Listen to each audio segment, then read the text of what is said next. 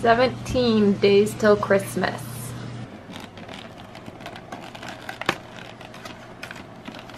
Here we go. Day 8 of the plain chocolate. That's not for you, Zeus.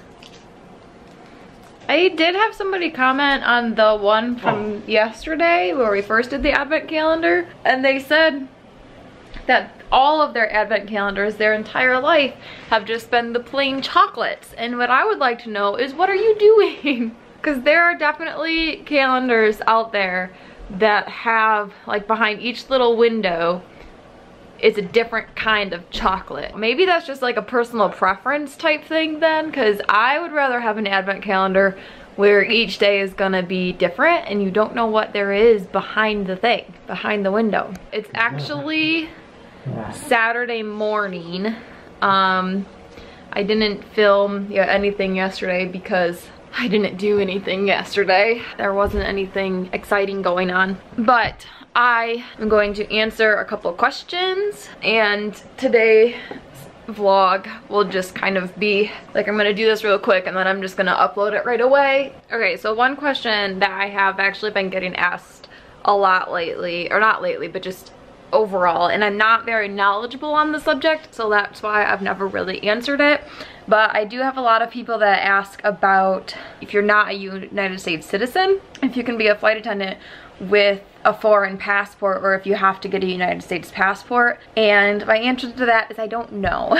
I don't know if you're required to have a United States passport or not. For us, a LOTO is someone, it's short for, or stands for, language of origin or destination. So it's typically either somebody that is from, so like if you're going to France, then it's the person, the one or two people on the flight that speak French that are from, they're either from France and so are fluent in it, or they are at least fluent in French, and so they can help out if there's anybody on the flight that does not speak English. And then they also will say all the announcements in both English and French or German or whatever country the flight is going to. No, so if you're trying to be a flight attendant for a United States carrier, I'm not sure. I can say though that if you go to the airline's website, they'll have listed all their requirements. Some airlines will also list specifically for if they need a LOTO. So I have seen like Delta list for a French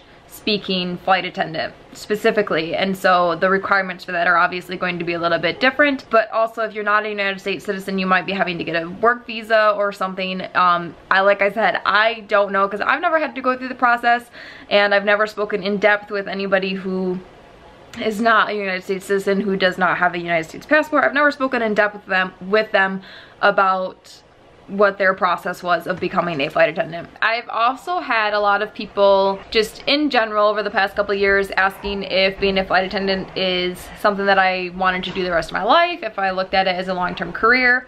And lately I've had a couple of people asking if I've been flying lately because I haven't been talking about it. I guess to answer all of those, first off, I am no longer flying. I'm not a flight attendant anymore. Although I have been told that once you're a flight attendant, you're always a flight attendant, because that lifestyle never really truly leaves you. So there will no longer be flight attendant vlogs of me flying, but there will still be flight attendant content. I still have like a whole bunch of flight attendant and travel related videos, like sit down videos that I want to do for y'all, and I'm not done traveling, so there's still gonna be traveling videos. I've been sitting on so many flight attendant related video ideas for over a year, but I just have not had the time to actually brainstorm, you know, like everything that I wanted to say about it, and then sit down and film it and edit and everything. I haven't had time to do all that, and now I actually have time to do it. So flight attendant content will still be there. I've still got lots of stuff that I want to share with y'all. So if y'all are missing those, then you can just go watch old ones and go through it all over again. Or if you're new, then you can go watch old vlogs and it'll be like I'm still actually flying. I stopped flying, like I can't say never, because there was a time that I did think that I would be doing that the rest of my life, but I went into it, I started the job with the mindset that it was just going to be a temporary thing, that I would do it for maybe 5 or 6 years and then continue on with life. I did it because I absolutely love traveling. That hasn't changed. There was a lot of things that came into play about this decision. One of the main ones being the migraines. They were getting progressively worse, and it was triggered by flying. I have not had a migraine since I quit flying. And like, I obviously could take medication for it and I could take a preventative for it, but when I was also taking online classes to pursue computer science, I was like, why would I continue putting myself through this pain, or why would I pay for like these pills the rest of my life when I could just change my career, like actually pursue a bachelor's degree in computer science, not just take online classes, have that be my career, and then still travel on the side and just be able to go where I want to go and when I want to go. It was just one of those things, like the migraines were becoming unbearable, and it was like I could not do one flight without getting a migraine, and it wasn't fair for me to keep calling out sick. It wasn't fair for me to have to go through all that. It wasn't fair for me to be doing that to the company. So it just got to the point where I couldn't shake the feeling that I couldn't continue to fly anymore. I bawled my eyes out when I turned my badge in. Like, it was the most bittersweet thing in the world. I was a hot mess that day. I was like absolutely bawling, and people must have been looking at me so strange as I walked through the airport. I called my mom and I'm like, Mom! She couldn't understand a single thing I was saying. So it definitely wasn't an easy decision.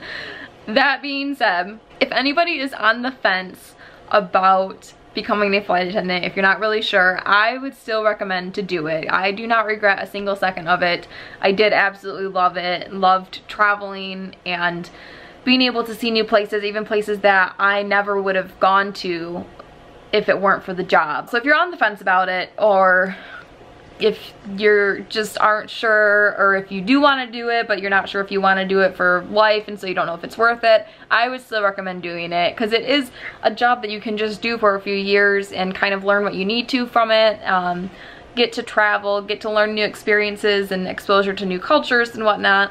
It was an absolutely amazing experience, and like I said, I don't regret 1 second of it. I'm so blessed to have had the opportunity to be a flight attendant for almost 4 years. And I know it's gonna be a part of me the rest of my life. And maybe one day I will go back to flying, who knows? Another thing is, like, the trips were just getting absolutely horrendous, and I don't know if it was just like because of the merge with the other company, if my side of the merge just kind of got the short end of the stick. I don't know, but the trips were getting, there was a lot of very inhumane trips. You looked at it and it's like, when am I gonna have time to eat? And when am I gonna sleep? Like, there was just, it was starting to get bad, and maybe that's why the migraines were getting worse. I don't know.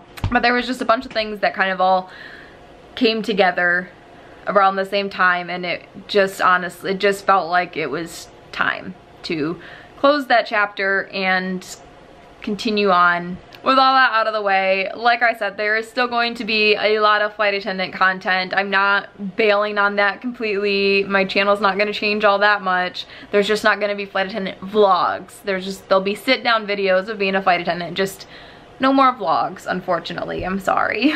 I have ideas of what I would like to film in terms of flight attendant content, but I would like to know what type of videos you guys want to see.